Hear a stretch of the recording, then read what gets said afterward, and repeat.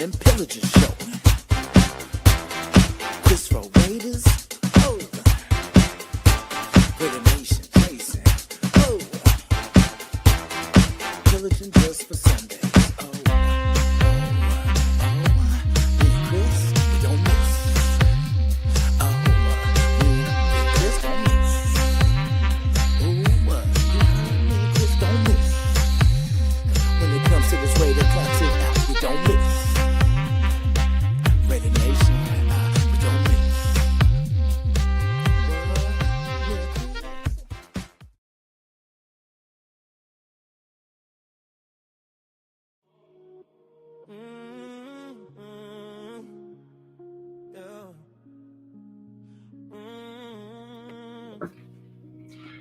Grew up on that autumn wind, granddad in the same old hat, painted on my Sunday face, silver, black, all of that. Talking like you'll come down soon, but this heartbeat never flips. Whole crew in that blackout gear, logo living on our lips. Every season, same script. They laugh, we commit. They switch teams like outfits. I bleed one color mix. Unapologetic, I love my Raiders. Say what you say, I'll see you later. I chose this road chose me. Silver and black, yeah, that's my family. Unapologetic, I love my Raiders. Right through the highs, through all the failures. I chose this road for life, for life, for life. Cookouts in the parking lot, smoke rising with a chance. Face paint on my right cheek, man. Still posing for the can. We took losses, took that pain, turned it to a war cry loud. I ain't running from the rain. I'm rooted in this crowd. Every Sunday, same church, same colors, same turf. They don't get what that's worth, but I knew it from up when unapologetic. I love my Raiders. Say what you say, I'll see you later. I chose this road chose me. Silver and black, yeah, that's my family. That's my family. I love my Raiders. Right through the highs, through all the failures. I chose this road. It's for life, for life, for life. This ain't a phase, this ain't a trend. This is my past, future, and this. When they talk down, I just grin wide. Only the faithful know what's inside.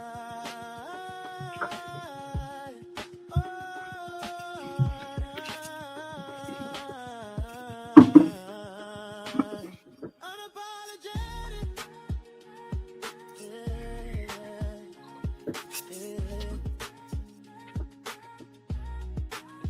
Unapologetic.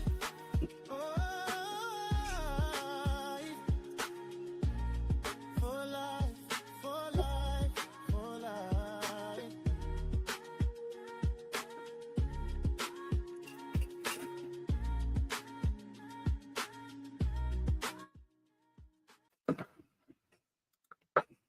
Hey, yo.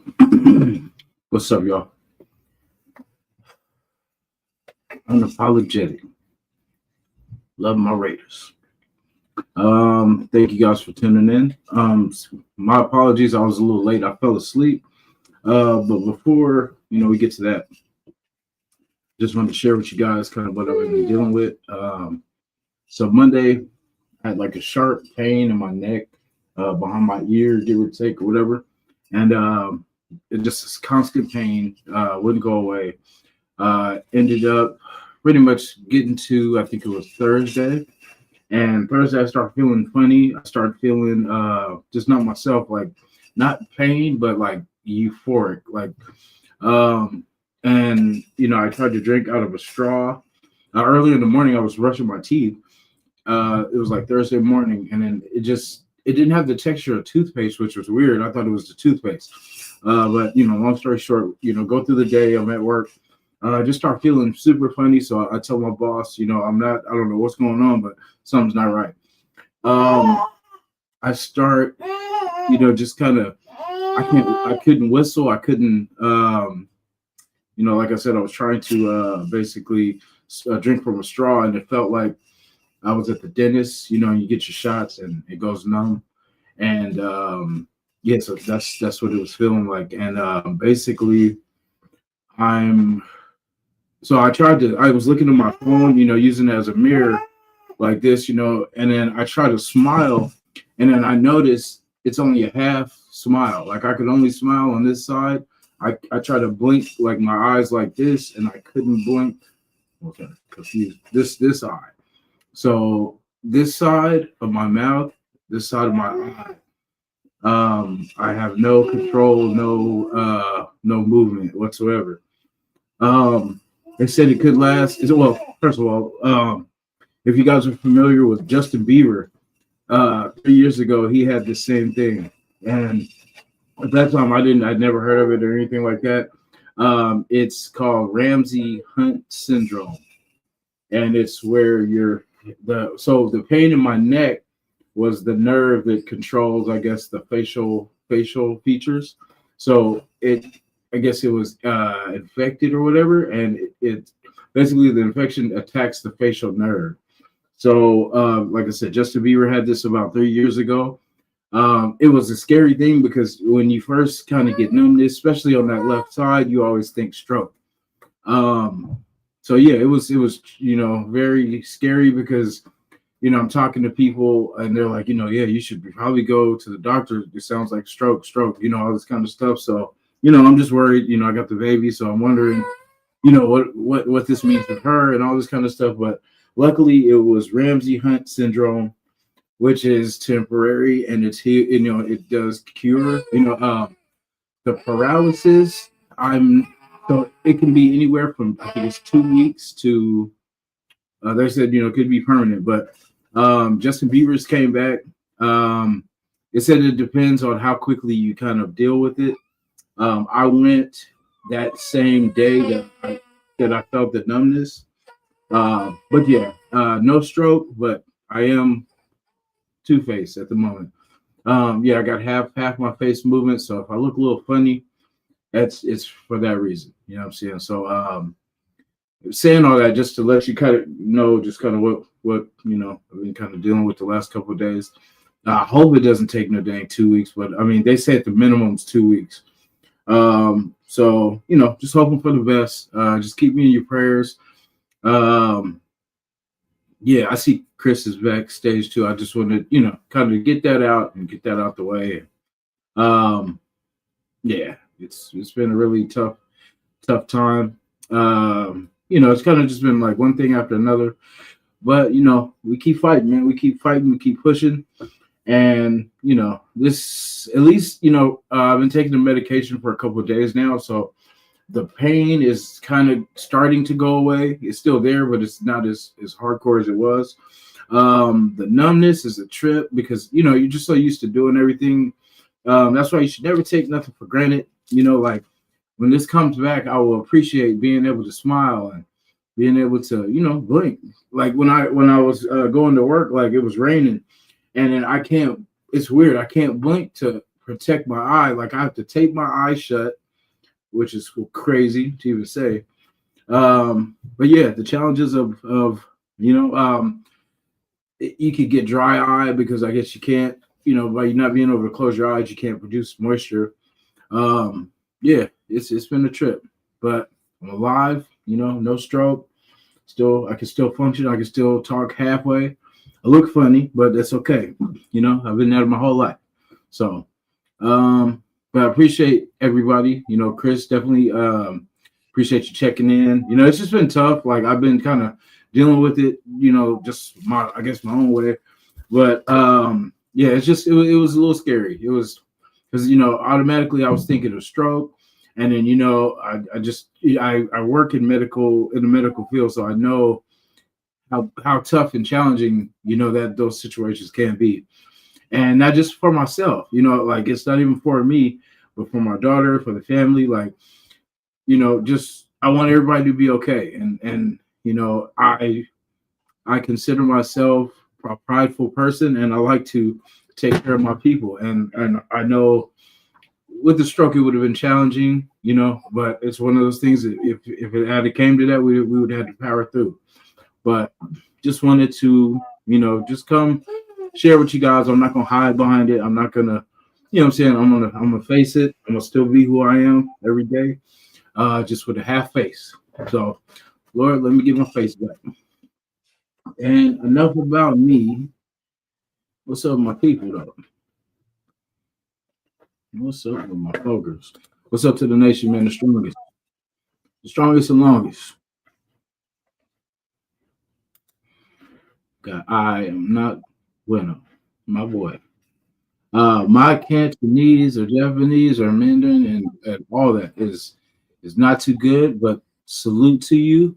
I don't know what that says, but I appreciate you being here. I appreciate you, hello right back to you. Appreciate you coming. Hello from Russia. Appreciate you. Appreciate you coming, man. We try to be international over here. We welcome everybody. You know what I'm saying? We might not like your team, but we definitely welcome everybody. Everybody is welcome to come and talk freely. Just be respectful. We just ask you to be respectful. Appreciate it. Thank you. Thank you. It gets better when I get my other half of my face back. But yeah. But thank you. I appreciate that. Victor, the 1959, what's up? My Browns fan. I thought, we go back and forth. It's either you guys or us, but it's all right. It's starting to turn. All the look at the Lions. Lions start to turn it around, So just hope for the Lions. Just hope for the Browns. Just hope for the Raiders. C4R Raiders getting some love from Marcus Banks. What's up, Marcus Banks? Hey, quick note. I heard you talking. Sorry I'm a little late. Had to eat my double cheese Ortega burger with bacon. I couldn't put it down. Sorry. Hey, I ain't mad at you. I apologize. I fell asleep. I woke up at 6:40 something. I was like, oh my good Lord. Don't worry about it. Quick note on that. I'm glad you're feeling better. I'm glad you didn't have a stroke. Taking the first you did have a stroke. It can be I don't want to talk too much about it, but it can be a taxing experience because it took me almost a year and a half to get where I'm at now. And I'm still not fully recovered. I'm going to say about 6%, but I can at least move around, get around, and do things. You saw me in Bakersfield last year. When you see me again this year, you're going to say I look a lot better. But I'm glad it wasn't a stroke because when he called me, I started panicking like, oh, God, no. Yeah. Especially you have a little Mara there, it's going to be taxing for you. Hopefully you will get over this and you'll be right back to your handsome self again. Hope so. I need it. I'm getting older, so I can't afford no more. No more negative trends in the facial feature. But yeah, I appreciate you guys. I appreciate the support and the love everybody's been showing. It is tough, and like I said, you take stuff for granted. I remember when I think it was 2011 when I had sciatica, and you don't appreciate being able to just do the simple things like get up, walk, run. You know what I'm saying? Like all this stuff that comes natural, like when you're young, and then when you get certain injuries and stuff like that, you kind of question, damn, am I ever going to be normal again? Am I ever going to be able to run? And I remember once I got able to be physically able to run and be, athletic again, it was a beautiful feeling. I said I would never take that for granted. So even with this, it looks crazy, I automatically think of the Joker and I think of Two-Face from Batman. That's just kind of how I feel at the moment. But yeah. Let me grab the baby real quick, but I'll be right. Come here, mama. What's up? Come here, little biscuit. Come here, my little biscuit. Here. Come here. Yeah, they missed you. You're the star. You're the one they come to see. Yeah. You're the one they come to see. What's that? Oh, man, we forgot about you. Get the clothes. Sorry, guys. I'm just getting here, so I'm getting my things together. Yeah, no, you all good. So I'll get back to the chat. Much respect. That's my OC, offensive coordinator, Mr. Marcus Banks. All right. Yes, sir. Yes, sir. And then we have Planet DJ 10. You can. Please do. Please say something. A cop. Oh, he said a cop shot him the other day. Oh man, let's talk about it. Sorry about that, man. What happened? Yeah, what happened, my brother? Hope you're all right. Yeah. Well, he's on here, so I guess he's alive. So yeah. Unless you're talking to ghosts, hopefully not. But man, what happened, man? I hope everything's okay. Wasn't fatal, I see. I mean, I know you was innocent. You know what I'm saying? I know Raider fans, man. We don't be doing nothing. Yeah, we're innocent. Exactly. We don't cause no trouble now. Well, our first thing say, I wasn't in town when that happened, officer. What are you talking about? Yeah, just like my favorite thing to say that ain't me. I was asleep when that happened. That's not me, sir. It's dark. I can't really see, but I know that's not me. All right, so I don't mean to bring the monotony into a plan. I know you probably want to tell us what happened. That's all. That's personal business. But anyway, I wanted to get on with you because I talked to you on the phone earlier today, see how you're doing, and you just went on a rant. Do you care to elaborate what you told me over the phone to our Radio Nation? Not don't mention any names or any people, please. Just just mention things that you heard. Yeah, and then I mean, like I said, everyone has the right to their opinion. Everyone Raiders the way they Raider. Right. But just how things have been trending. Like I said, this has been a long. Before we got Rich Gannon, this was a rough ride. You know what I mean? It's we've had few years of success, and how we followed up. Like we had after the 2002 Super Bowl. We were struggling. We were trying to find the next Rich Gannon, the next Charlie Garner.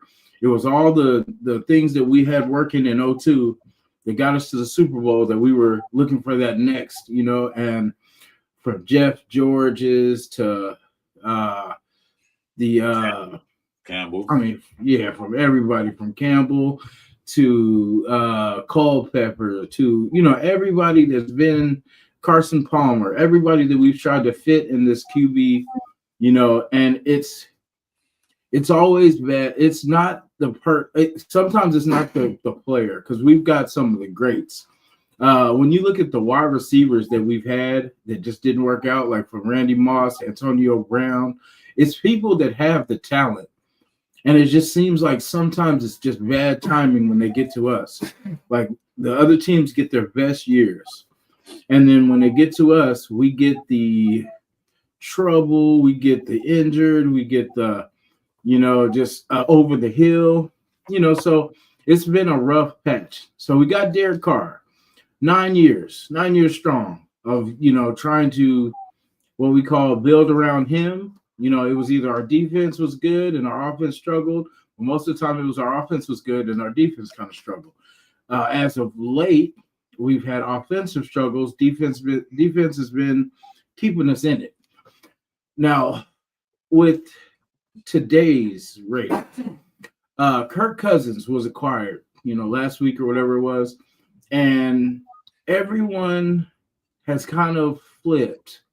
Now that we got Kirk Cousins, people are ignoring the fact that we still need a quarterback, that this Kirk Cousins isn't going to be here forever. Like people think that see, that's what we do every year. We plug in a free agent quarterback because we don't get it. We don't get that we need to rebuild. What we did last year and what we did the year before is the same thing that we're almost starting to do. I don't think they're going to do it, but as far as like how kind of the nation sees it is basically now that we got Kirk, now we should do something different with the first pick.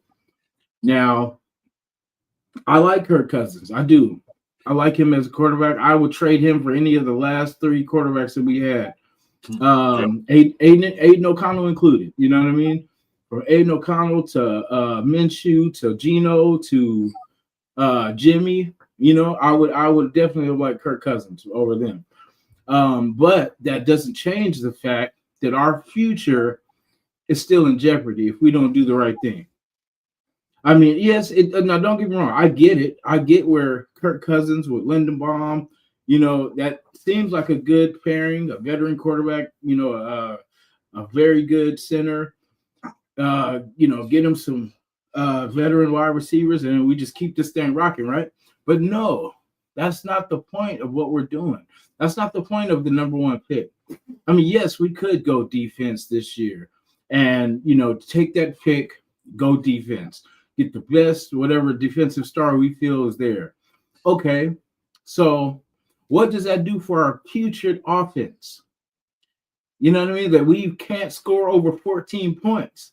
Like, we don't get it, man. Like, we don't get that our problem is not defense. We can stop people. We can stop people easy.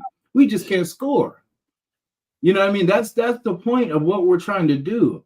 And how do you do that? How do you add these extra pieces? You get the quarterback cheaper. You don't keep plugging in free agents and thinking that that's the cure, because all you're going to be able to do is afford that free agent. We're lucky we got Kirk Cousins for a good price. So this, that works. But how long do you think that price is going to be good for? Do you think 3 years down the line he's going to be trying to get 1.3? No, not even. Well, the structure of his contract is it goes as follows. Let me see, make sure I get this right. We're paying him $1.3 million here. Mm-hmm. Atlanta's covering the other half, the other part of $10 million.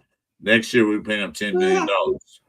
Mm-hmm. If he's still on the Raiders after the fourth day of the new season next year, which is March, mm-hmm. then we have to give him $60 million. So, but right now we're paying him $20 million to play this. So we have to pay $20 next year as guaranteed. So we pay $20 million for 1 year. Then, if he stays after the fourth day of the new NFL year, which is the free agency thing, we have to give him $60 million. So then we end up at $80 million. Yeah. If Kirk Cousins miraculously just start the whole season, take us to the playoffs, 1 game or 2 games away from the Super Bowl, then they can talk about paying that money. But I don't see it that way. I don't see us making playoffs this year. Honest opinion. Raider cap off. This still team is rebuilding. They getting players. That's why you got a bunch of players now. Signing a bunch of free agents to 3-year deals, not a 2-year, not a 1 year. A couple of 1-year deals in there, and 2-year deals, but mostly the main guys are getting 3 years. So I don't know if even Kirk Cousins do get us close to the promised land. I don't know if they want to pay him $60 million. Because, like you were saying earlier, for so long, we always get the recycled quarterbacks. Only one really worked out for us, and that was Rich Gannon. Mm-hmm. After that, some of them were decent. I'm not going to knock all of them, but a lot of them were just mediocre. And for me, as a Raider fan for many years, I'm tired of journeyman coming in and try to change the Raiders. We had some with Derek Carr, and that you know what happened with that. Yeah. If we'd have got some things around him and if they helped him out, probably been better. I mean, he didn't do bad. He had threw 4,000 yards and all that, but he never could take us to the promised land. Mm-hmm. So, like I said, getting the recycled quarterback has to stop. Yeah. And I'm hearing people saying like trade back and get more players. Well, according to the NFL, you can keep 53 players on a roster and so many on the practice squad. So why are you going to draft like 20 guys? And sometimes that doesn't work. That's the Jets. That's a couple other teams. Getting all these picks don't mean anything. Yeah. It's not the quantity, it's the quality of the picks you get.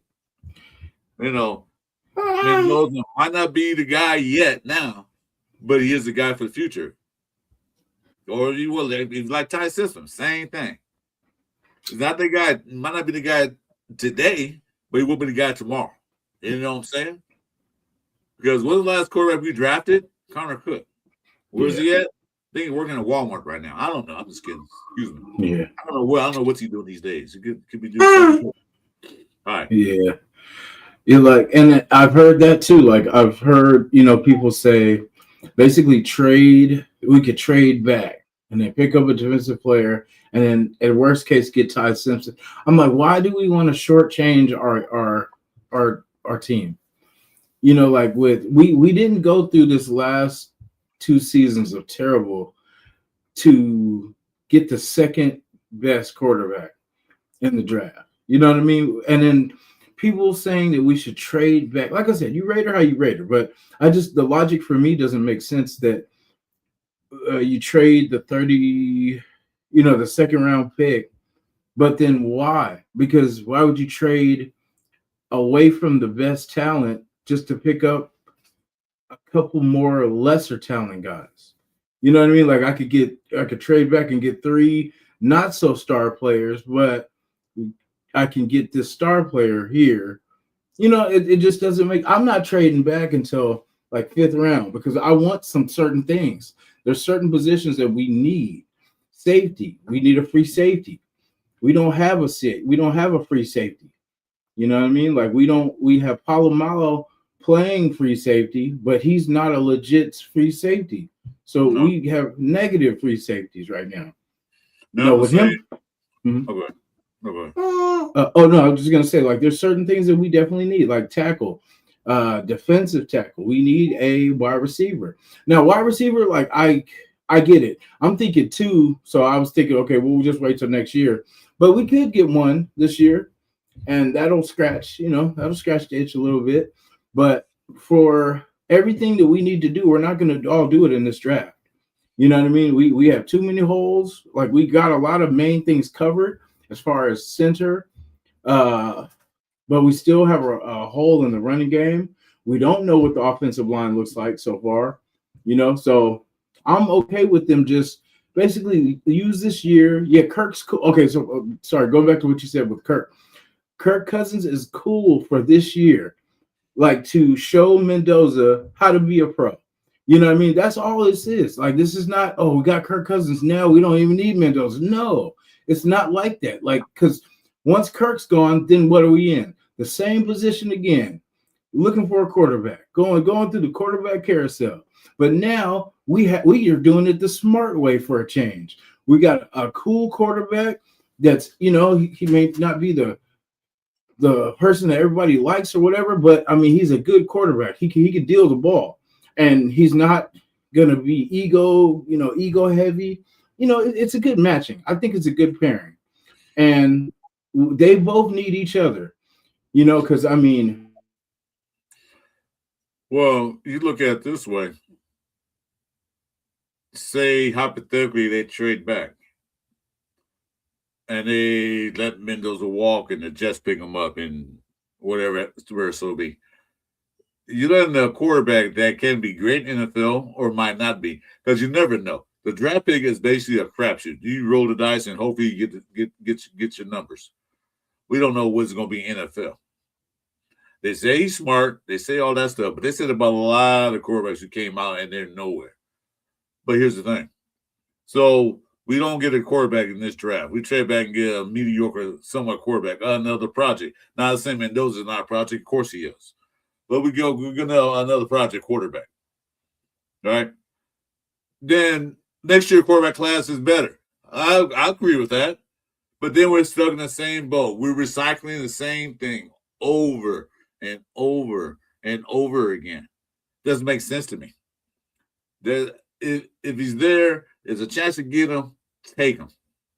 Whether he works out or not, but at least you gave it a shot. Because I'm so sick and tired of Raiders passing up guys they should have took. N'Kobe Dean, I wanted him in the draft. I don't know if the Raiders couldn't have gotten him or they didn't want him. But no, they passed him up. I think something happened. Jason lost connection, but I'm here. So I'm tired of the Raiders. Is like past some guys. When you got a chance, especially quarterback, you got a chance to get somebody that could be great.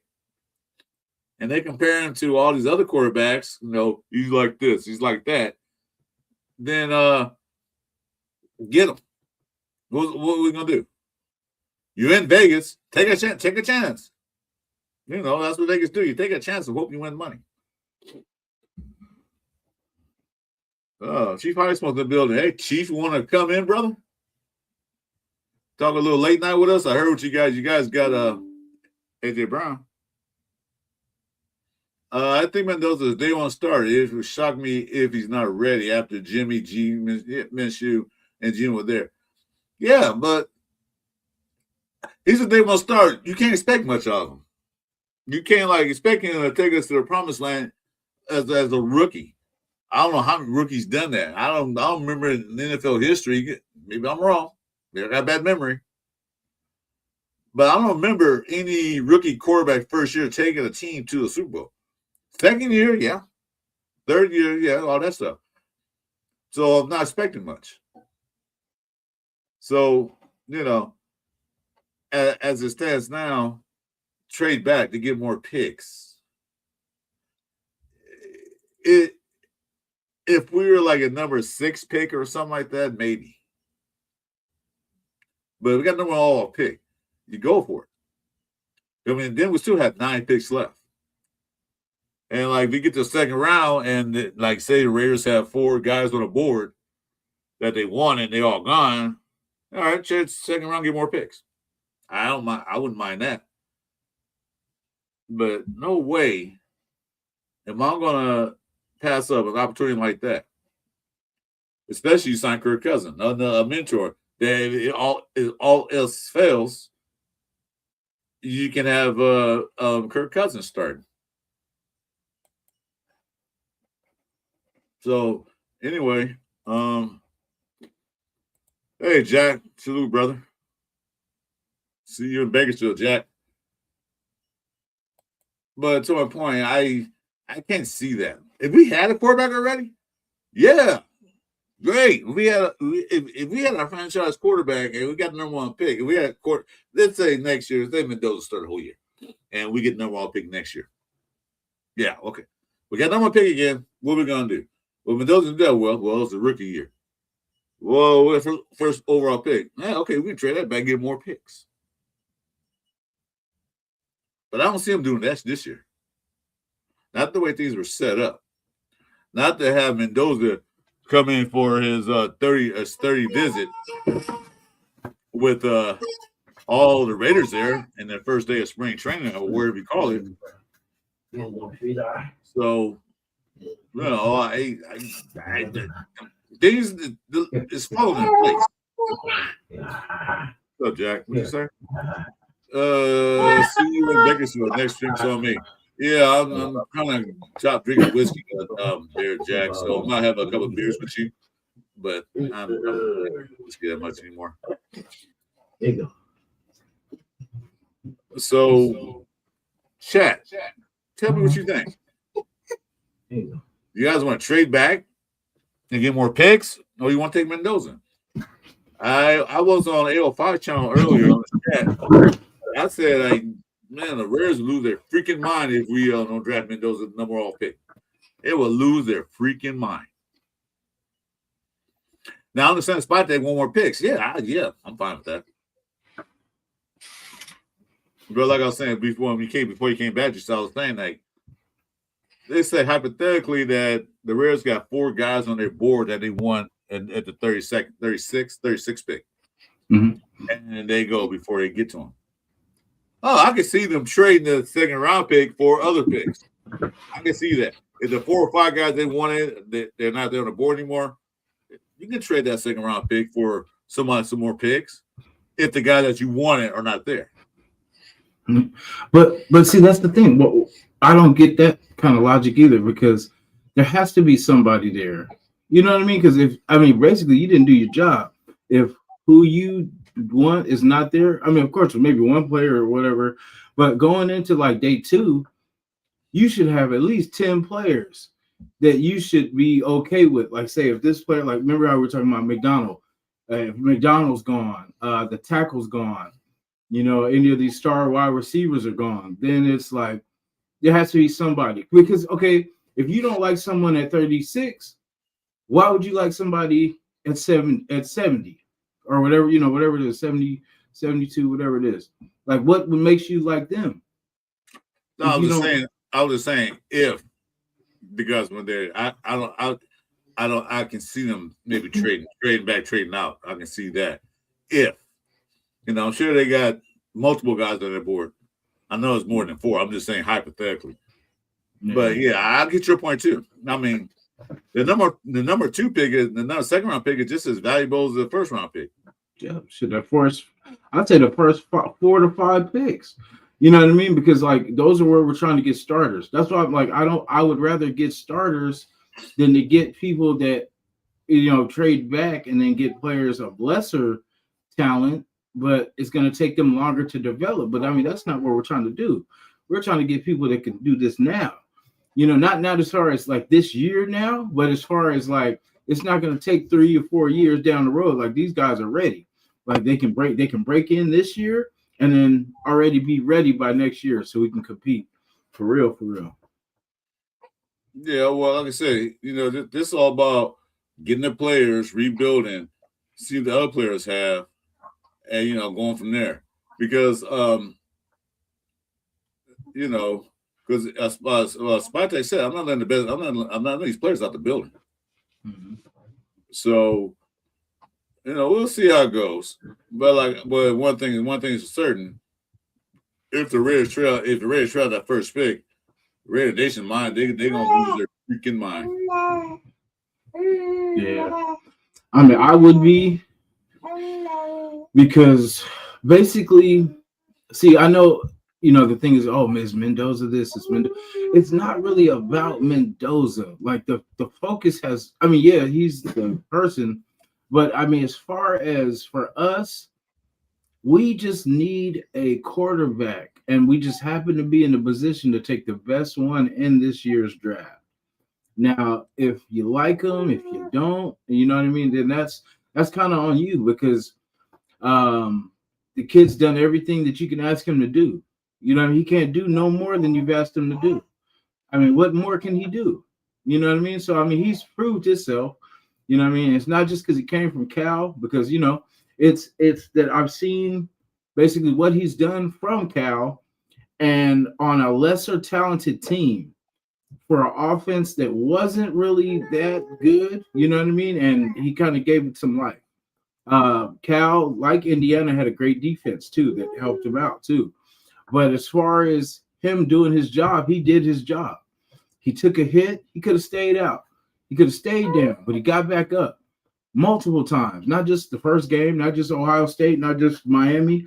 He took the hits and he kept on and was victorious. He figured out a way to win, And so, like I say, it's not about, don't just look at just the person, or like people say, don't look at the school, look at the scheme. Like, look at what basically he can do. Like, he's a tough kid. He's 6'5". You know what I mean? He's a big kid. We're not talking a 5'11", 5'10" quarterback. We're talking about 6'5". Now, with Kurt there, that's the perfect thing for him, is to see Kurt run this offense. When Minshew was here and we had Aiden, I wanted Aiden to start, because I felt like we already kind of knew what Minshew was, and we seen when they put him in. So I felt like it was different then. I like to see Aiden, and if Aiden messes up, then Minshew. But in this situation, I want this done right.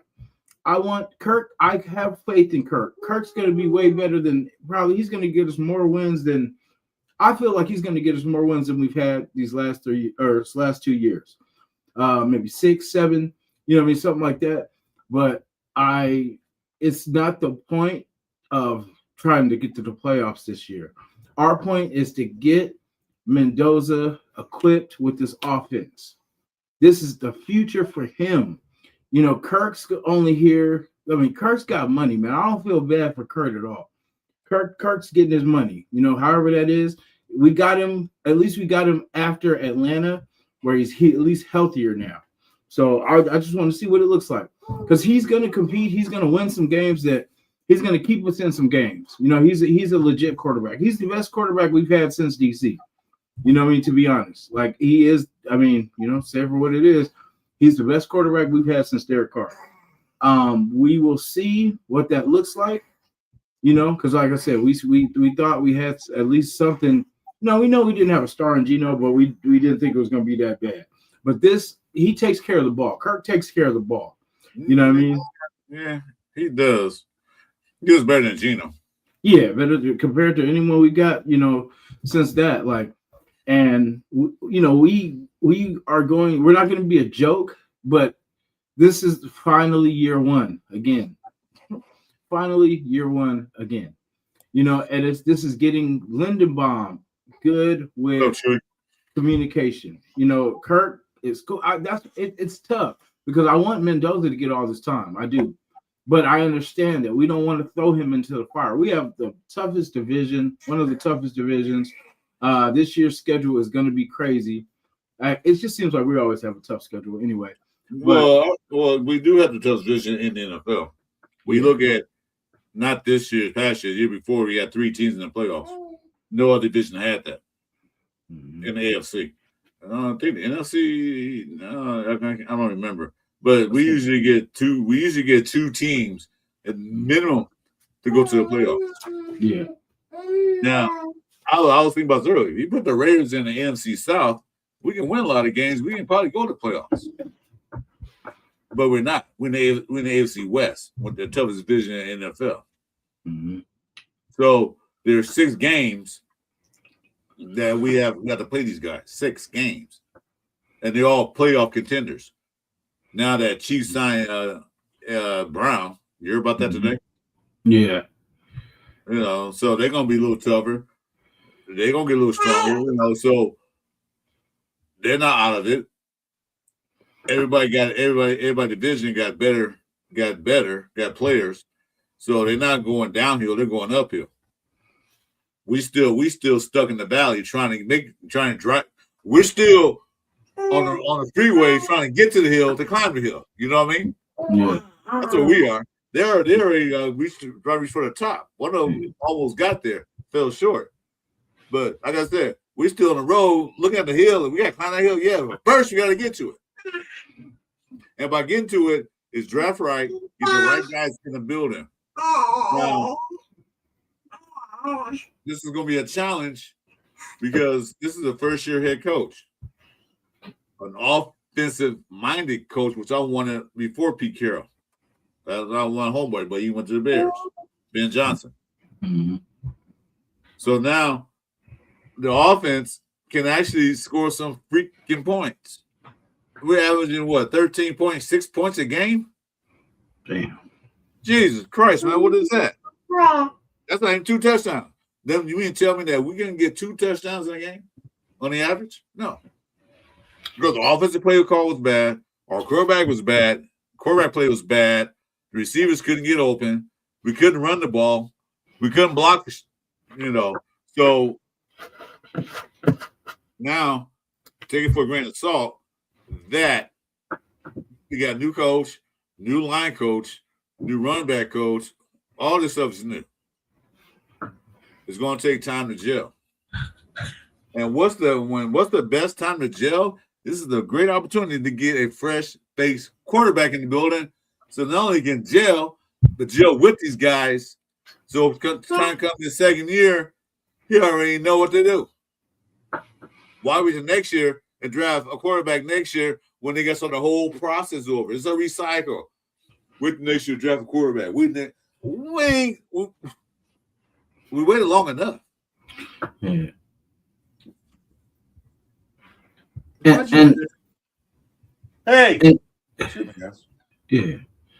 And it's crazy because, like you said, if he's not the one at number 1 pick, then who will be next year? Because we're not going to be in the number 1 spot next year. I promise that.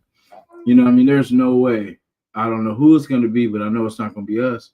Like, we are not going to be in this position to be, and then, like I said, when we're not in this position, that's when we start to get the sillies, when we start to want to trade up for something we already are here now.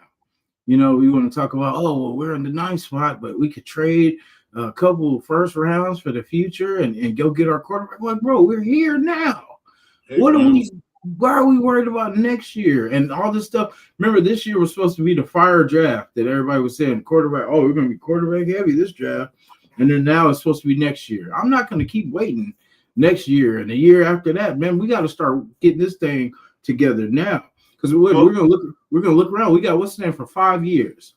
But You know who what to I'm saying? say? Who to say Kirk Cousins don't come in there and all of a sudden we win like 10, 11 games and then we at the bottom have the draft and the quarterbacks you guys want to get, we can't get now. Exactly. That's what I'm saying. We can't bank on next year. We got to where we are. We earned this spot by losing all these damn games last year and the year before. I don't want this to go for nothing, man. I didn't go through 2 years of this crap for nothing. For us to just say, oh, well, because we don't. Nobody is a for sure thing in the draft. It was Mendoza, I'm sorry, Arden Key. What's his name? What's the dude? Reese, Arvell Reese. Reese? Yeah, like we don't know who's for sure. No, nobody is for sure. If we knew, you know what I mean, there'd be people breaking their neck to try to trade up to take them away from us. But so sometimes I feel the way the league hyped.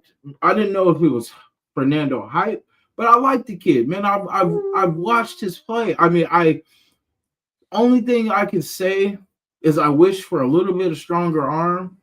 You know what I mean? Like I just because like even in the pro, I mean he does, but I mean I don't like the short. He has a strong arm, but he doesn't have that. He doesn't have a Caleb Williams or a Mahomes. You know what I'm saying? He doesn't have that rocket like that's going to get him out of trouble. You know, like say if he has to backpedal and where he's waiting for time, waiting for something to break open. He doesn't have that. But I mean, like I said, I'm just being open and honest, just being pretty much I'm not going to be, I'm not going to glaze him. I mean, he's a great player, but I mean, I would want a stronger arm for a number one pick. That's all I'm saying. Like for a number one draft pick, I would want a little bit stronger arm. His arm shift is not bad. It's just that the plays you saw him running with the plays designed that he can run. You really didn't see him out there doing what he probably could do. I mean, I was watching the tape on the pro day, which was a watered down thing. He got to get the ball down the field.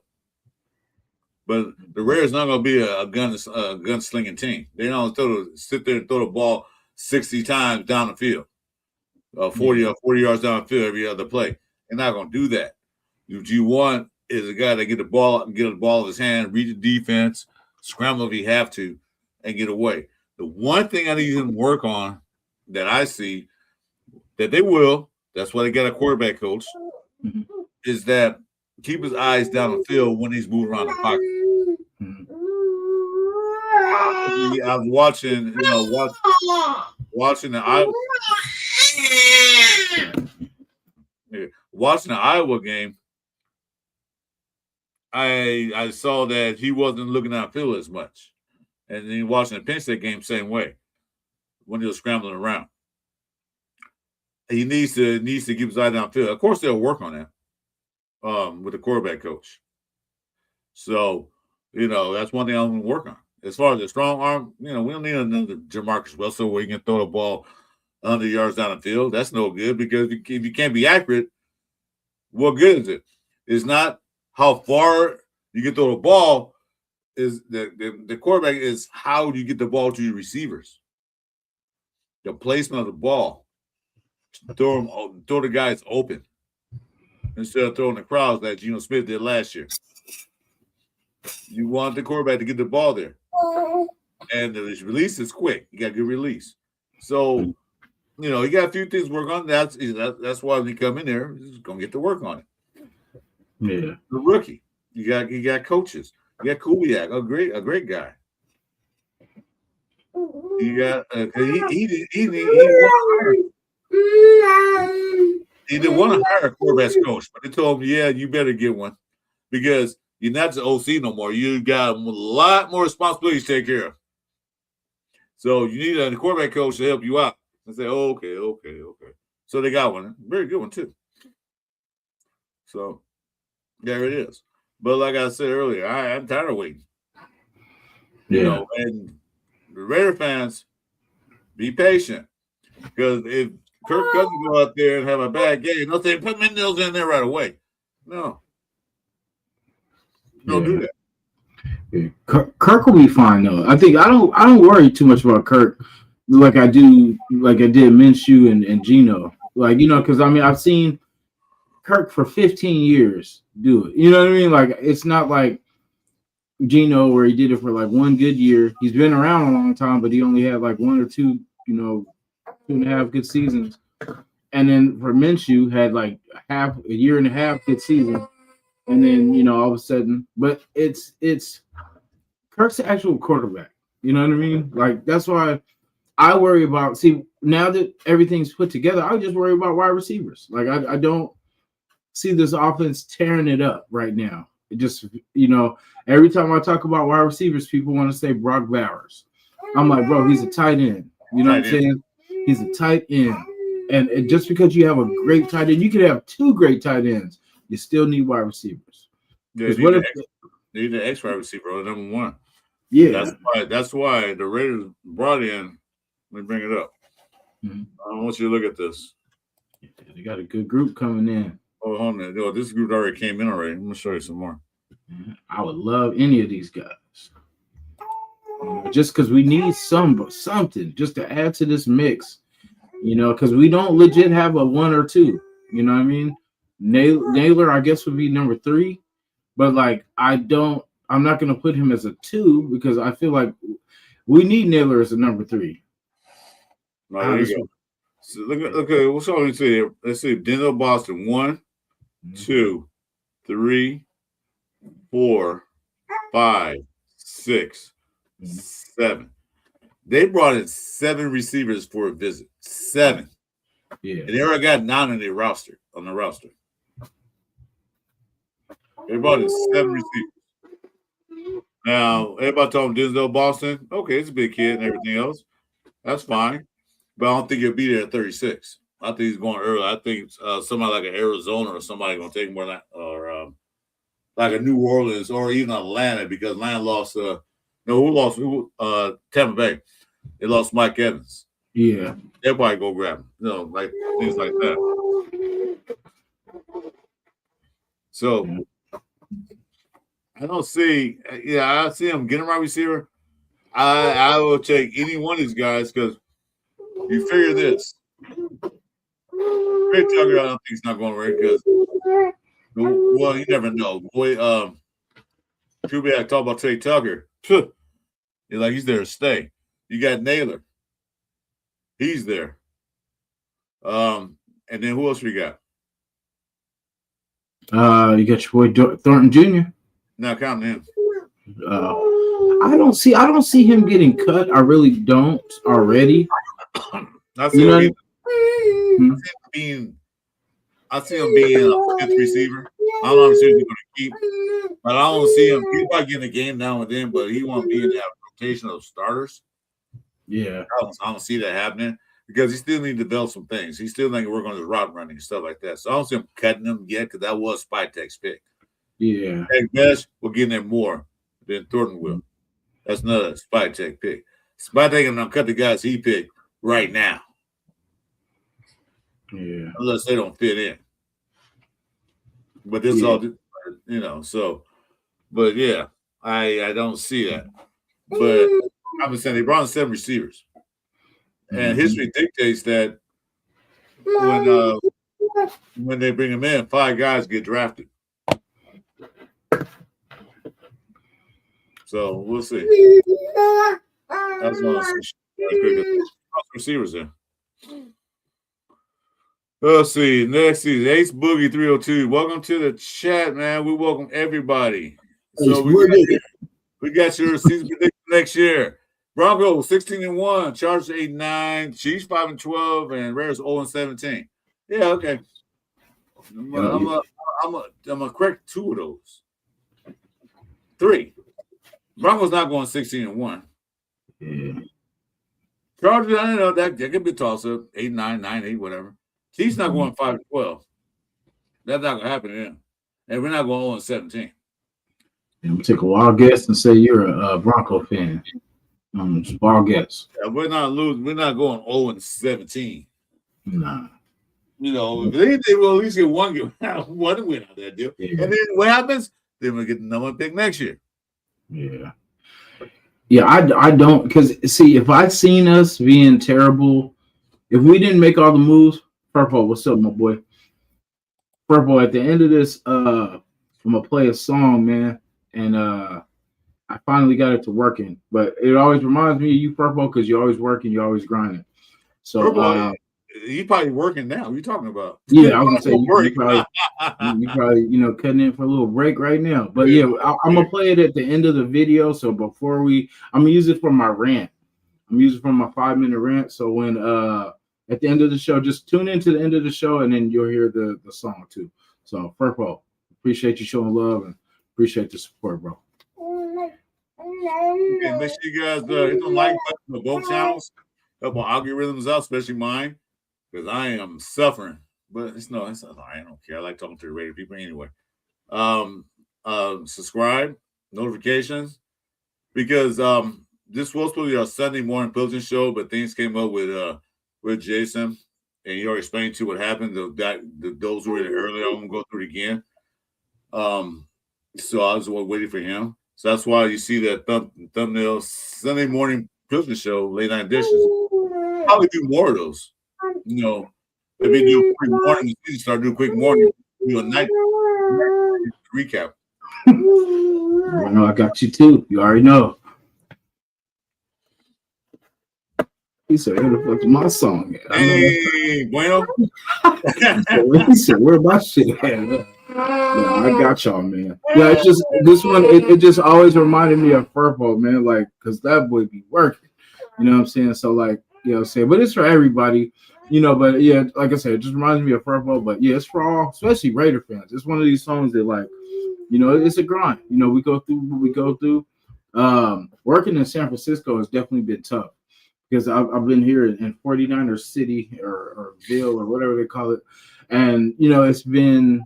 You know, I gotta hear this shit every day.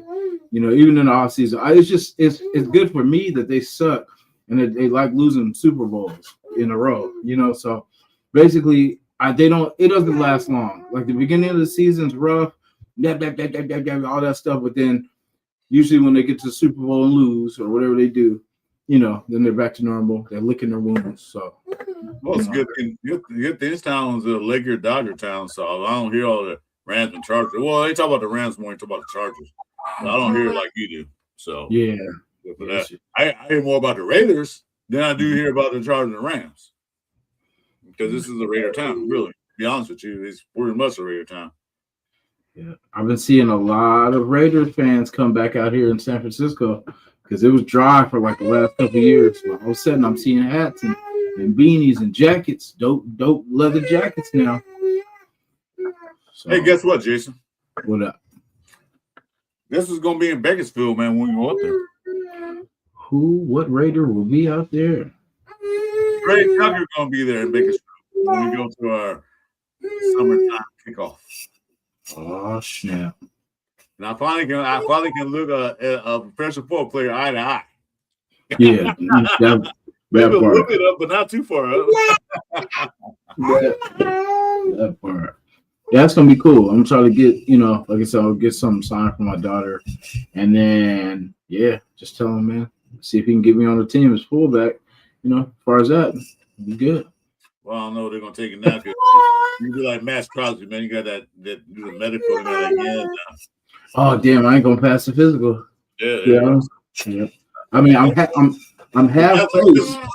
If that's physical, we don't pass the medical. I was like, man. Hey, I'm half face, but I'm all heart. You know what I mean? So well, that's good. But yeah, so as we were talking about, I don't see him trading out. I don't see him trading out the first pick. Because it's one of the things that I don't expect him to be at the number one pick next year. Well, according to my man here, what was his name? Ace Boogie. Looked like we was 0-17. Let me put that back up. 0-17. we're going to have that first pick because they ain't going to wait even go in 17. The NFL's not going to allow that. They didn't give us one game. Like, look at the one game. Yeah. Being that next year doesn't matter, I mean, like, I'm just being realistic. Like, yeah, that would be great if we fall off 8, 10, 11 games. Cool. Hell yeah. But I just, for how high my expectations have been for this team for years and years and years and years and years, and just the reality of last year and the year before, just really showed me where we're at and where we need to build and where we need to do this slow. You know, there's no rush. I'd rather take next year to get everything locked, loaded, clipped up, packed, and then we just start terrorizing from now on. You know, we don't need it to be where it's we're going to quit a quick hit, try to make a quick run, and then we fall off for another 5 years. You know what I mean? Well, I don't have expectations for the past few years because after the end of the 23 season, I thought AP was like, now we're going places. To let's go and all that stuff changed the whole dynamic of the team. And then, you know, because AP didn't want to start man, she wanted to play AOC. Last year I had expectations because Pete Carroll did win some games. He did change some teams around. And expectation then. This year, I don't. Well, the only thing I want to see is an improvement on the team. That's all I want to see. If we win 7, 8 games, 9 games, I'm happy. I am happy.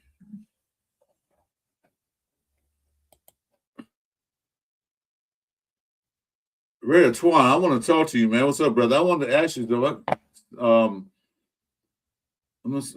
Hit me up on IG. I want to ask you a couple of things. I want to ask you, you want to join me one day. Raider Ryan's in the building. What's up, Raider Ryan?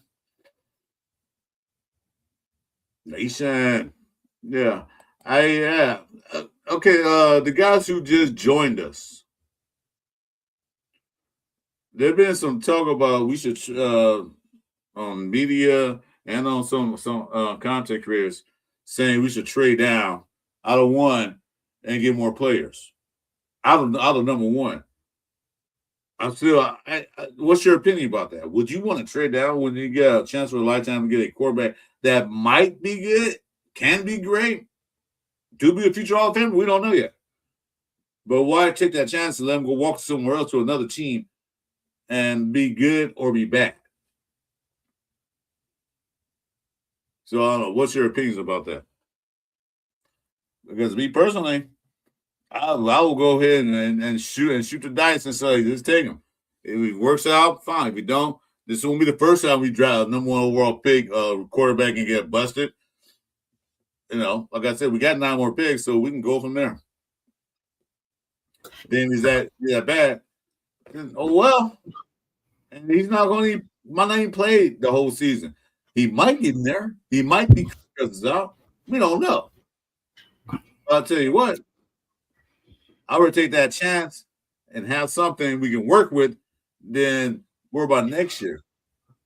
Because I'm kind of like, well, let's wait next year's a bit draft. Yeah, we did that, and what happened? We didn't get a quarterback. We got Brock Bowers, but we didn't get a quarterback.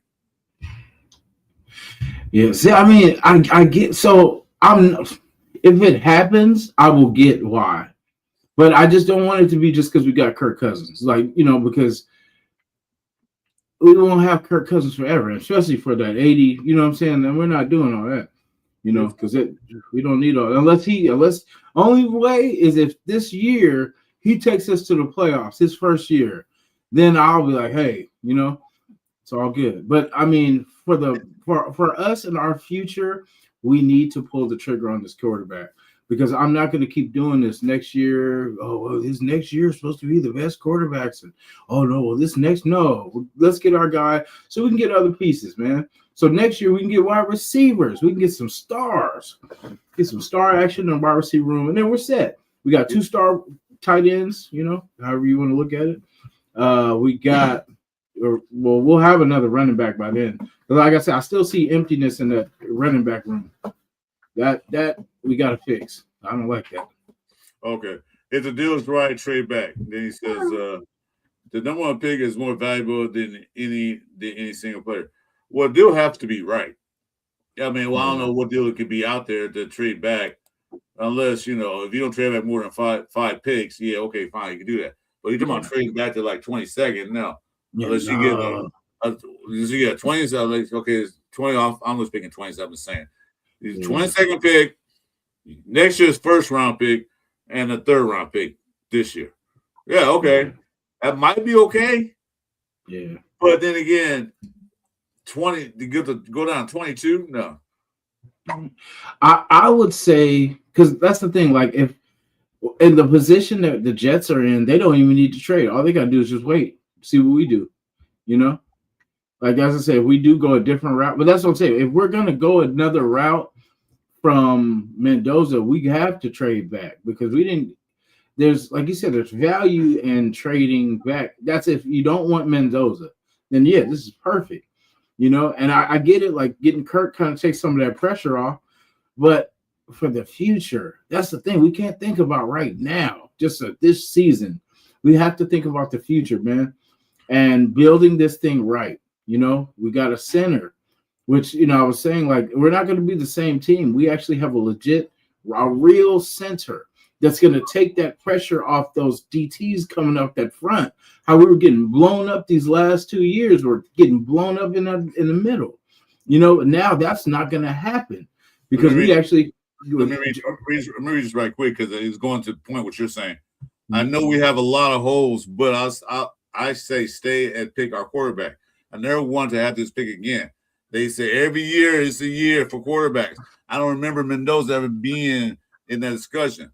As you were saying, do we have a lot of holes to fill? I think they filled a lot of holes in the free agency market.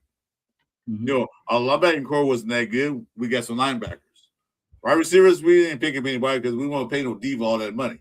Yeah. Well, we did get one guy, but he's a special team guy, Derek Young. They filled the holes on the offensive line, like Jason was saying. They got a true center that played center all his career. Mm-hmm. So, we don't know how many holes we got until we see what happens on the field when they start playing regular season games. Then we go from there. Mm-hmm. Yeah, and I feel, because I can see everyone's viewpoint. It's not like I don't see the logic in it. I do, but I don't see how we're in the first spot this year. You know what I mean? Like that's not for nothing. You know what I'm saying? Like you either get the top, whatever it is. And at the moment, we need a quarterback, and we need a cheap quarterback. We don't need an 80, 60 mil a year quarterback and all that. We can't afford to build the rest of the team like that. Like, yeah, it'd be great if we had Joe Burrow for that, then cool. Mm-hmm. And then we could just, he can kind of make up, for a lot more than kind of Kirk can. If he could stay healthy, though. That's the thing. We're getting our version of it. Like, I know the comps. I don't believe the comps that they're saying for Mendoza because I've heard Peyton Manning. I've heard Joe Brady. Not Joe Brady. What's his name? Not Tom Brady. Joe Burrow. There are a lot of compilations about he compared to. I don't compare quarterbacks to quarterbacks or any players to any players. Mm-hmm. I said they have their own style and unique technique of playing the game. So he has the arm strength of this guy. Maybe. He has the foot technique of this guy. Okay. But comparing to other quarterbacks, no. Because for one thing, he has not played NFL down yet. Yeah. Joe Burrow had way more receivers too. That's what he had. Martin, what Jefferson. Jefferson. Yeah, Randy Moss. Two of the top receivers in the NFL. So he had weapons. Yeah. And he still got he had weapons in LSU. He had weapons now in Cincinnati. Jamar Chase. Yeah. So yeah, he has weapons. Mm-hmm. Weapons make a quarterback look great when you can make those catches. But the trade out the first pick to get some subpar players is what Raiders do. Yeah. And it scares me with getting Kirk Cousins because we're being quiet about a lot of stuff, and then we're kind of keeping everything tight. Kirk kind of gave a little bit up when he was like, Oh, he basically, did.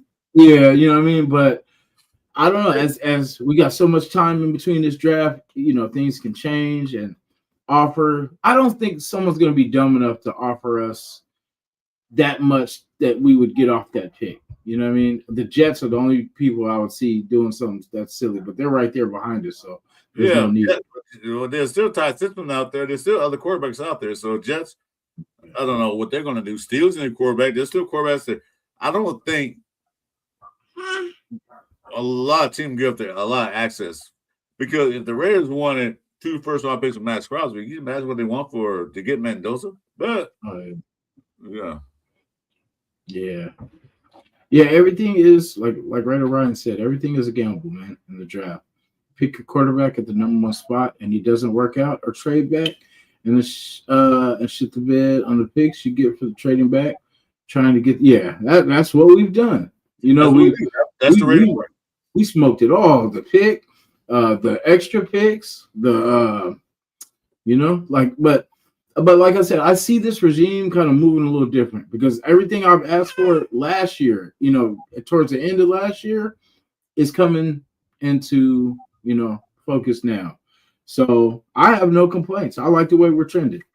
Oh boy, this draft. Yeah, I want to see, because if Mendoza's not the pick, like I said, it's not that it's Mendoza's going to be this, that, he's going to be good. He's going to be decent. I don't have any worries about that because he's a smart kid for one. That's the thing. Like a quarterback that is smart, because a lot of quarterbacks just get off on talent and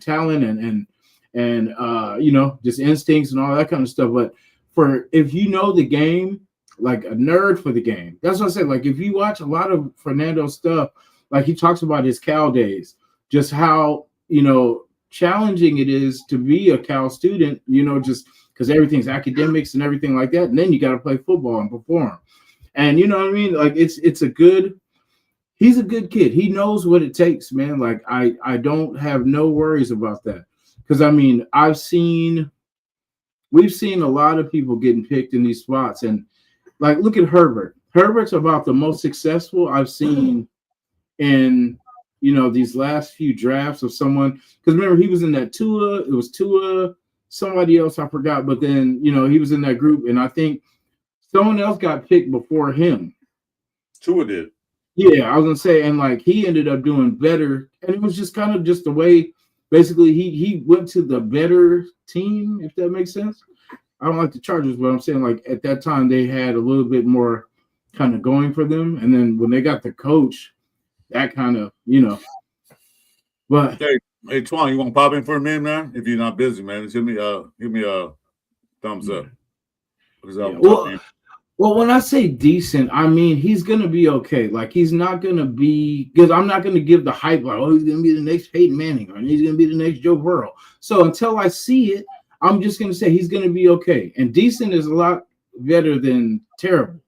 You know what I mean? Like decent means, okay, he gets the job done. Kirk Cousins is decent. You know what I mean? In my opinion, like I figure he's good enough to get it done. He has to, because he's the second most highest paid quarterback in history. So he must be doing something good to be the number 2 on the list. I watched him. I saw somebody put the list up. I forgot who it was. I'm like, what? That's why I call him Kirk the Bank Thief Cousins. Yeah. And like I said, like he's Mendoza has done everything possible that you can ask a college quarterback to do. The man's won the Heisman. He's won the championship. He's took a hit. He's come back multiple times. Down the field, like I said, I was nitpicking when I said I want a stronger arm. It's just I just seen him shorting a couple throws. You know what I mean? That I just would love to see in deep in the end zone instead of the receiver having to come back and reach, to come back for it. Well, you always want a quarterback to have a strong arm. As long as you get the ball down the field when you need to, fine. Yeah. But you don't need to have a rocket for an arm to be a good quarterback. But we have speed, though. We have a lot of speed, and those guys are gonna get open, and he's gonna have to make that throw. He has got the ball down the field when he needs to. Yeah, but I mean, like I said, this is college. You know, this is you're not going to have the holes, you're not going to have the gaps that you're going to have in college and the NFL. Like those holes are going to close. You know That's what I mean? why. That coverage is a lot tighter. That's why he's rookie. That's why he's gonna sit behind Kirk Cousins for a while. Yeah, that's why I said this is the formula, guys. It is the formula.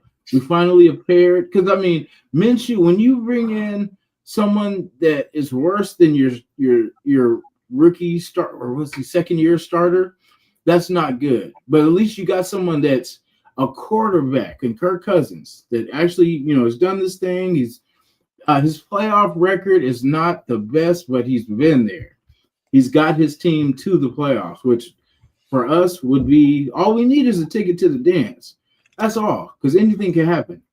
I mean, he's been more than Derek Carr, by a double,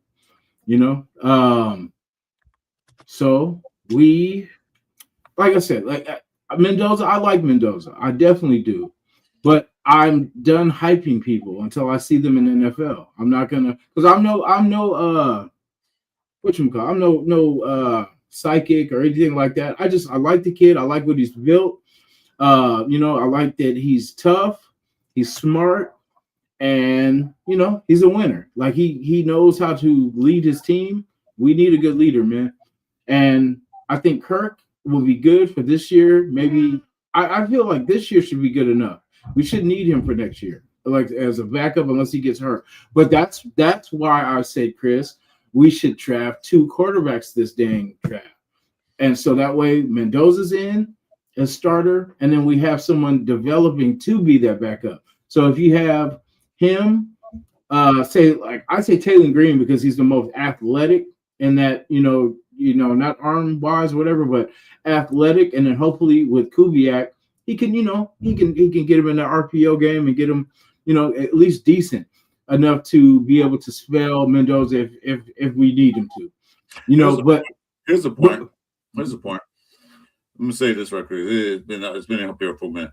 This year seems like everyone is on a game timeline and the same page and building things up right. Okay, there it is right there.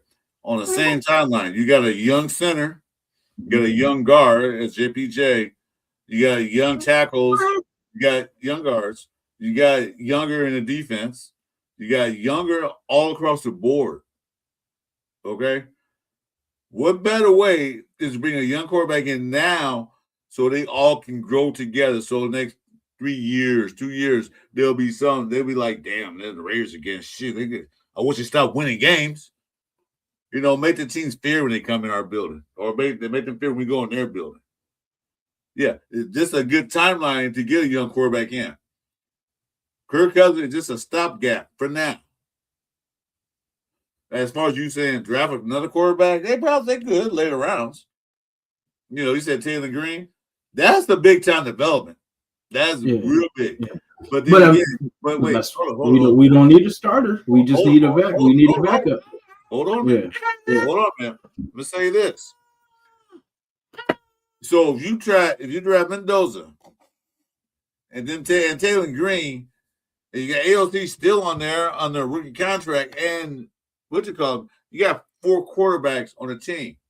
We don't need 4 quarterbacks now. AOC can go because that's the thing. If you got Kirk Cousins, you got Mendoza. What do you even need AOC for? I won't take that chance. What chance though? Because something happened to Kirk Cousins, he's been injured a lot in his career. He's been around for a while. He goes down. I would have AOC coming in game because he's a little more experienced than Mendoza coming in game. I feel like because I feel like Mendoza is a number 1 pick, and Aiden O'Connell was a 4th round pick. You know what I mean? Like there's limits because think about size wise, about the same. About the same. No. I'm not saying that's a good thing. I'm saying look at like the same size, same pretty much close enough size, but 2 different calibers of players. I'm talking where it picked at. I'm saying that'll make a difference. Yeah. You picked the 7th round, be a good quarterback. Yeah, well, we've seen AOC play. Like it's not like we haven't seen AOC play. All right, so here, scenario. Taylor Green really can't throw the ball that well. Yeah. He's a running quarterback that can throw the ball. Yes. He's a running back and throw the ball, or a wide receiver that can throw the ball. Matter of fact, some of the scouts, his manager told him, say, dude, you can't run no more. He ran 1-4. They said, no, don't run no more. He run a second time. You know why? You run pretty fast. You run like a wide receiver because they're going to scout you as a wide receiver. You'll get drafted, and they're going to make you a wide receiver. DK Metcalf is his comp. I'm saying, though, I don't want that as my backup quarterback because he had a lot more development to do than Mendoza does. But think about it. You have Kirk Cousins and you have Mendoza. So really your third quarterback doesn't even really matter this year. Like I was saying, like this is not for this year. This is just for the future. You know what I'm saying? Everything we do now is for the future. Like it's not but Jeff and him will take what Ross thought they need something else to do. I don't see it. But do you want to pay Kirk Cousins $60 million coming up in the next couple of years? You gotta do one way or the other. If you do not 60, you gotta well, if you don't, we still got to do something. But like I said though, there's a way to handle that. Maybe he probably do a contract agreement. I don't know. We'll see what that's way in the future. But I'm just saying though, if the Taylor Green is dropped down to the 6th round, okay, I'll pick him up. Yeah, that's what I mean. Like a late, like 7, 6, something like that. Like where we got all our other needs, and then that we could get that pick because I'm not paying Kirk Cousins after those 2. After that next year, we're not paying that 80. We're not doing all that. So we're gonna get it. They can also renegotiate his contract, but that's another story. We'll wait till that's next year. Anyway, Frank Webber is right. I get the feeling that staff doesn't think that much of AOC, and I agree with you, Frank. I haven't heard her say a word about AOC in none of these meetings. Word. Because for the price, you could have just kept AOC to bridge Mendoza. If that was the point, to bridge him. Because I mean, what is AOC going to do that Kirk Cousins can do? Well, AOC only played 17 games in his NFL career. Yeah. But like I said, I don't think they really feel that strong about AOC. So you never know. Draft day can come in. Somebody might like, hey, we'll make a trade with you. Could we get AOC from you? Yeah, sure. Thank you. What you gonna give us? Yeah, because that's the thing too. I would take a 5th round for him. And no one's really offered us anything for AOC either. That's the thing. Like if he was so valuable, where are the people that want to? Well, he's still on contract and nobody's interested. The only thing that probably would be interested is that boy in New England. Guy that's interested. McDougie.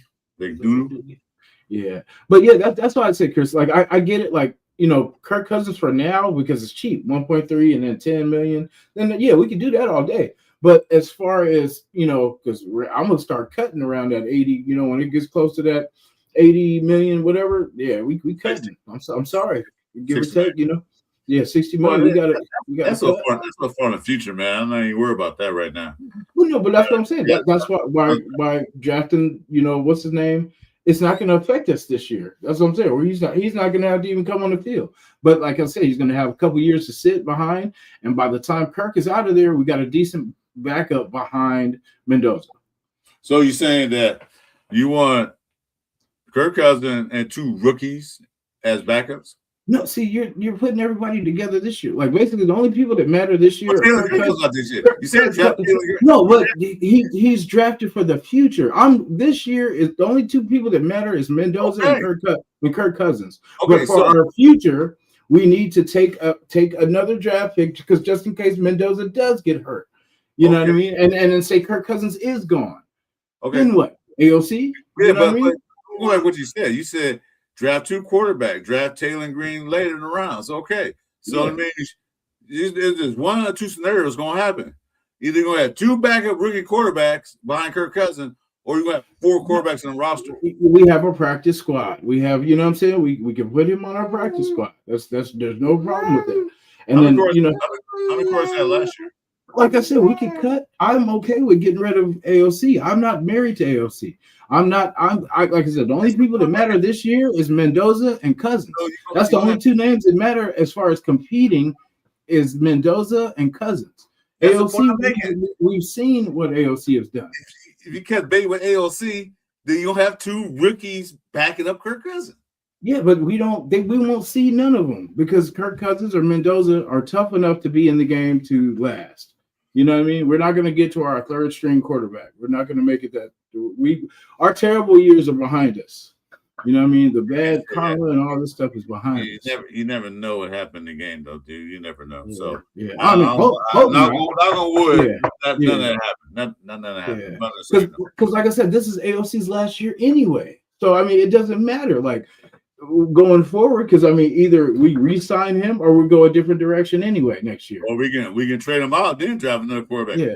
But we're still gonna need a back. That's what I'm saying. Either way, we're still gonna need a backup quarterback. Like I see your point. I'm disagreeing with you. I'm just trying to get this straight. Like because remember, Cam Miller's gone. Like we got rid of Cam Miller. He went to Miami. We can get rid of him. We put him on practice squad. And somebody picked him up. Yeah, well, I mean, basically we let him rip us off. But you know, we basically don't have our guy brewing in the back now. You know what I mean? And then we don't, like I said, they don't trust AOC. So we see that's the same thing with Jalen Green. Put on practice squad, somebody gang him up. Yeah, but I mean, AOC can't run like Taylor Green can. You know what I mean? That's the thing. With Kubiak, he fits that. Taylor Green fits the system more than AOC does. I didn't say he didn't. I'm saying, okay, you said Jalen Green, put him on practice squad. Yeah. Yeah, you see what happened to Cam Miller, right? Yeah. Well, I mean, but Cam Miller had an arm, though. Cam Miller could actually throw the ball. You know what I mean? That's the thing. That's why he was actually a good quarterback. It was up and coming, and I don't know why we let him, you know, because as sorry as we were, we should have protected him. We could have put AOC on the practice squad. I think you can't after so many years. You can't put him on practice squad anymore. Yeah, that's crazy. Well, yeah, but I would just say because I know AOC is probably gone next year anyway. Because like I say, he doesn't really fit the Kubiak scheme. Because I think that's why they got Cousins. Because at least Cousins is a veteran. He's seen defenses. He's seen a lot of coverages. So that's why I agree with Frank Weber. They only mention AOC at all. None of the Prescott, everybody else. Kubiak talk more about Trey Tucker than talking about AOC. Yeah, like I love Aiden as a person. I love him as a what he did for us. Trying to get some things going. But as far as what we're trying to do, I don't think he's that. Especially with the wide receivers we got, I don't see, it's just not going to work. Yeah, I'm not saying get rid of AOC. I prefer him over Minshew. Yeah, definitely so. So, see how that worked out. But he's on his last year, rookie deal, 4th round pick. So it was last year. Mm-hmm. They can let him. They probably will let him walk, and then next year. They can draft another quarterback later in the later rounds. Yeah. I don't see Jalen Green coming. I mean, maybe because it's draft. I looked at those mock drafts, and I didn't see anybody taking Jalen Green in these mock drafts. Yeah. Well, I just look at Milroe because how they did last year. Seattle did Milroe last year. Was that last year or the year before? Last year. Last year they got him, and it was just it's. What it is just you're getting the speed. You're getting the speed and the running ability, and you're hoping that you can work on the arm and work on the accuracy. But you'll have that speed talent until you can kind of figure that out. But then, like I said, he's not a starter, so you don't have to figure it out now. So it takes a lot of pressure off. It's just you're taking a chance. It's a late round pick anyway, 6, 7, whatever it is. Yeah, well, he falls out. Yeah, that's fine.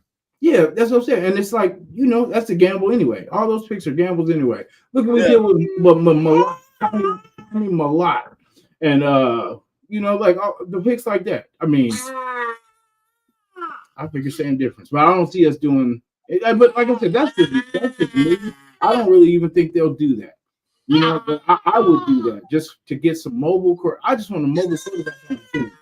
I mean, I know Mendoza's mobile, but he's, He's not a running quarterback. Jalen is.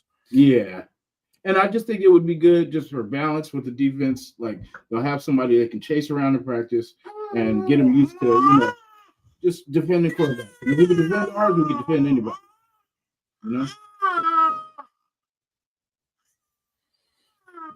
Did she ever sleep? I know. She's been energetic.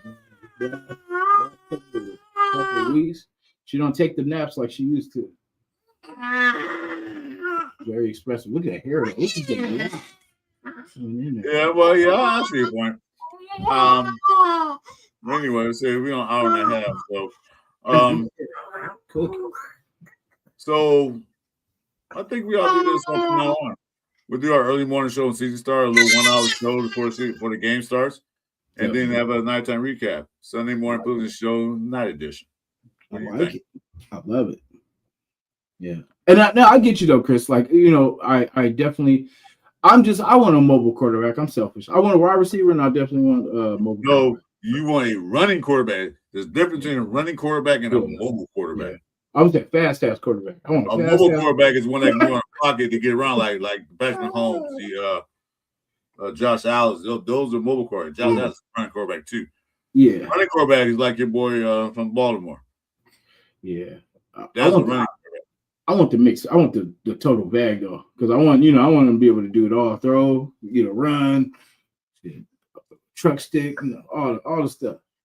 Well, but all this fail. If you draft Jalen Green, we can turn him into a wide receiver because he's 6'5". So, hey, they said his thing is DK Metcalf is his comp. If you look, I don't know how a quarterback gets a wide receiver comp. That's why they're gonna stop running in the combine. Say they'll stop running because they're gonna want to they're gonna draft as a wide receiver.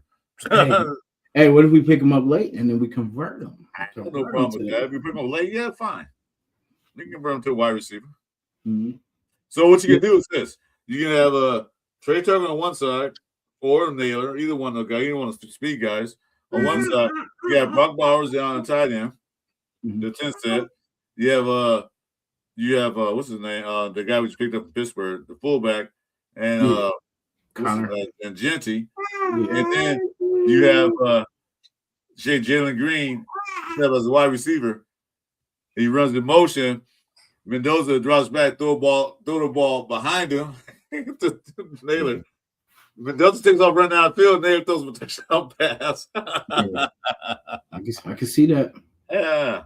I think I'd like to see again. Rams don't do that no more. Rams don't do any plays like that anymore. I want to see that again. Yeah. I want to see stuff like that. There's not just like first down run, second down run, Just do some plays. That's got to be a trick play, but do some plays that the big defense say, "What the hell are they doing?" Yeah. Yeah. She gonna slap you. Bam. I know. She like, ooh. She hasn't been making fun of me. She's been nice about my situation. Looking at me sideways, kind of. Yeah, I like the way it's looking. I like what they're doing. I like the plays they had coming in. I put the list up. They had people coming in. They brought in a cornerback from I still got right here. I like they did. They brought in a defensive tackle McClellan from Missouri. Mm-hmm. They bought another edge guy from Virginia. They bought this guy in quarterback. Yeah. They brought in Kalen Black, which I like. I do too. And they brought in my boy Katie McDonald. That's who I really wanted that 36. Christian Miller is not a bad dude either. They brought him in, and they bought this one guy, Chase Batani. Bison this. Yeah. And Chris Johnson of San Diego State. So they're doing the due diligence. They're not messing around. And I'll say of all these guys, they'll probably draft at least four or five of them. Hope so. So how do you feel about trading into the first round? My bad. That'll be my last question. Trading back to the first round? You trading back in the first round? Going back into the first round? Yeah. Like, I have no problem with that. That's somebody they really want because Spot that said he wants more picks. So it all depends on somebody that they really, really, really want. Oh, You guys talking about this one?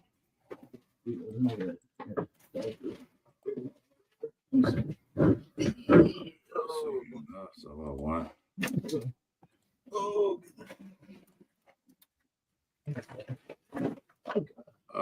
Yeah, it could, but you know, Spite want picks. I don't know if he want to lose picks to get certain players that they absolutely have to have. Sorry.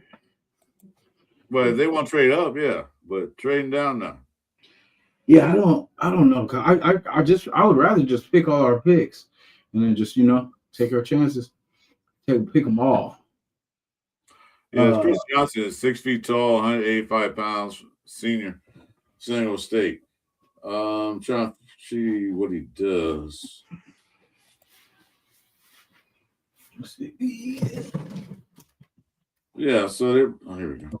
Hopefully that's a little better. I still say they get free safety though. So yeah, like I said, I know they see this shit too. So I know it's not just us because we have how many days to the draft? 10, 9, 8, 7. It's 26. Yeah, almost 2 weeks. 2 weeks in a couple of days. Hey, it's boys. Welcome to the show, dude. I like Anthony Smith game for day 3. Yeah, I can see that. Nice. Is that the what's it? Not lineman, but dang girl. There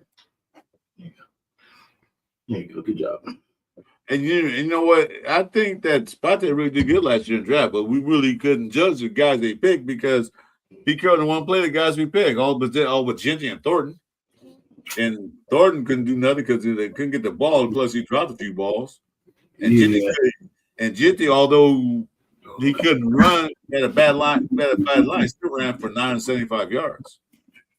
Not bad for a rookie. And a bad, like the second worst offensive line in history. I think they were ranked 30th, 31, and he still almost got 1,000 yards rushing. I got a TT. So his new line, be a lot better. We Anthony Smith. Let's see here. Anthony Smith. Who's that? Is that Smith? What you call him?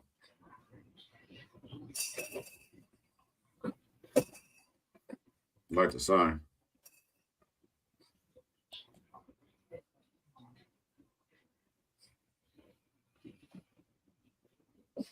Okay, James said, Jason, uncover that sign behind you. You can read it. The rest, if you please, read it for us. You want the red and black, black and white, or red and white one? I can barely read myself. Let's see this guy, Anthony Smith. Hey, Mama. Sorry, I use the restroom. Here, Mama. It's your baby. Sorry. There you go. Here. There you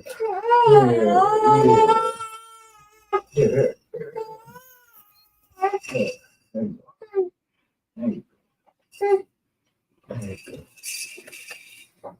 There you go, Mama. There you go. All right, my bad. James Purple asked you to read that sign behind you. I don't know what. Oh yeah. So we got watch your thoughts, for they become words. Watch your words, for they become actions. Watch your actions, for they become habits. Watch your habits, for they become your character. Watch your character, for it becomes your destiny. And what we think, we become. Yeah. That's pretty good.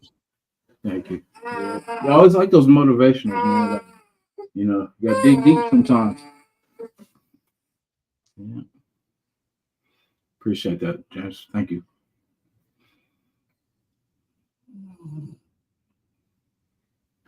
I'm all half. Damn, man, this was crazy. 2 weeks, man. I'm faceless.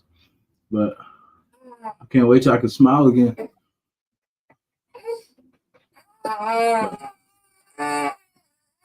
Baby girl. 1 second. Baby girl. What you doing? Baby girl. Jonathan's Anthony Smith guy. Okay. Is that right receiver you're talking about? Oh, yeah. There you go. I'm trying There to. you go. There you go. Here.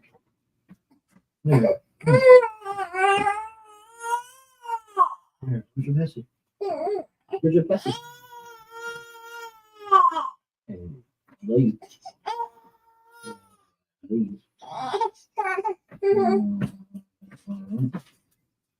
Where's your little where's your little thing?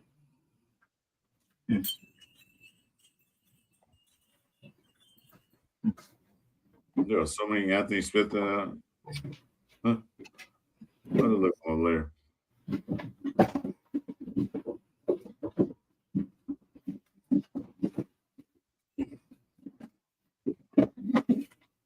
Anyway, I have to look him up. I'll go with Anthony Smith.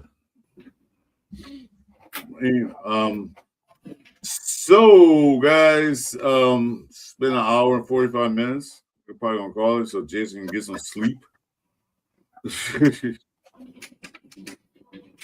There you go, Sans Pools. Hey, thanks for joining us on this Sunday night. It used to be a Sunday morning, but we're explaining to most of you guys what happened. But we're gonna do this again. We're gonna do our Sunday morning pillaging show on Sunday mornings, and we probably have the Sunday morning pillaging show on nights after the games, after the Sunday night game, the last game of the day. We'll probably do that to recap all the games, you know, the win, the losses, what the Raiders did, what everybody else did. We'll probably start doing that. Just a recap, get you guys' opinions and suggestions of what we should do next for the next game. And then we do our Sunday morning. Then we still doing our show on Tuesday nights. We're going to change back. The Cover 3 show will be now on Tuesday nights. I'm sorry, Chew, if you're listening. Thursday night is not good for Jason nor I. So we're going to go back Tuesday nights. Come in if you can. If you can't, we understand. So anyway, Jason, got any last words you want to say to the people here? For the dedicated, for the hard workers, for the loyal, for the committed.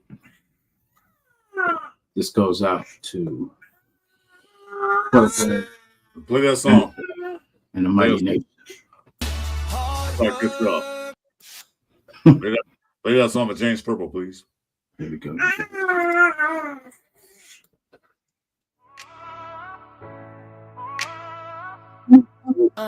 Long before sunrise, same boots, same blue skies turning gray. Clocking, sore hands, sore eyes, but you still show up anyway. Oh, missed calls, kids pics on your phone, dozing off on that late bus home. Paycheck short and the rent too tall, still you stand up. Don't fall, don't fall. We see you grinding, we see you tired, still climbing. Every scar, every stumble, yeah, it built your muscles. Hard work conquers all. Hard work conquers all. You're the reason this whole world doesn't start. Hard work conquers all. Hairnet, hard hat, headset on, name tag crooked on your chest. Second job bleeding in the dawn, but you're still giving it your best. Oh yeah. You laugh through the ache in your back, share your lunch from a paper sack. You don't brag, you just get things done. You're the quote, y'all, everyone. We see you grinding, we see you tired, still climbing. Every scar, it built your muscle. Hard work conquers all. Hard work conquers all. You're the reason this whole world doesn't stop. Hard work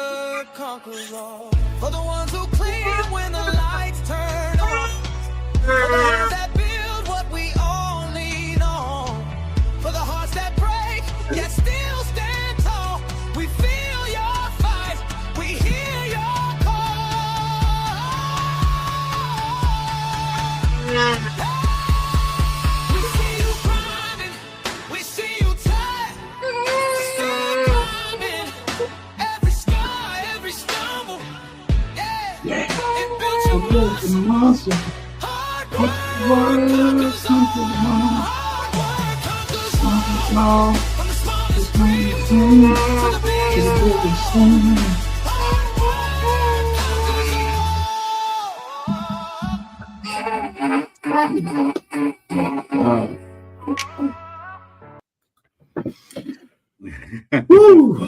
All right. That's pretty cool. And then people said, thanks, Jason. Thanks, Chris. Great show. Later, Raider Nation.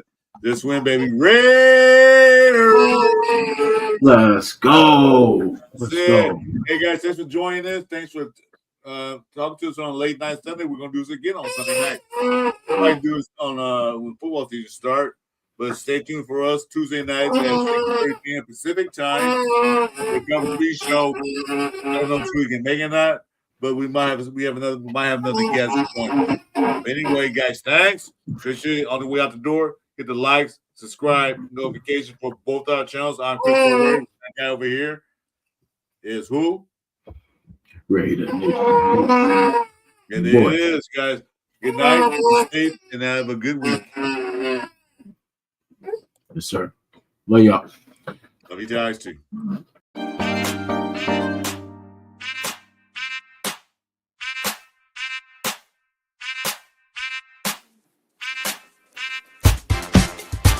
It's the Sunday Morning Pillaging Show. Chris for Raiders.